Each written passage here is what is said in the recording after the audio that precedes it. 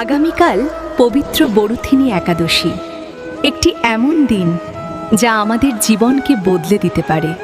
এই একাদশী উৎসর্গ করা হয়েছে ভগবান বিষ্ণুকে, যিনি আমাদের রক্ষা করেন সকল পাপ ও দুঃখ থেকে। বরুথিনী শব্দের অর্থ রক্ষা করা। এই দিনে উপবাস ও ভক্তি করলে জীবনের সকল অশুভ শক্তি দূরে সরে যায়। শাস্ত্রে বলা হয়েছে, এই একাদশী পালন করলে 1000 যজ্ঞের সমান ফল পাওয়া যায়, আর ভগবান বিষ্ণুর কৃপায় দূর হয় দুঃখ ও কষ্ট। কিভাবে পালন করবেন?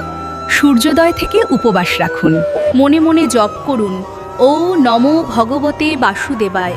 সন্ধ্যায় প্রদীপ জ্বালিয়ে তুলসী পাতা দিয়ে পূজা করুন। এড়িয়ে চলুন মিথ্যা, রাগ এবং অশুদ্ধ খাবার। এই একাদশী এনে দেয় শান্তি, সুখ এবং জীবনের নতুন আশীর্বাদ।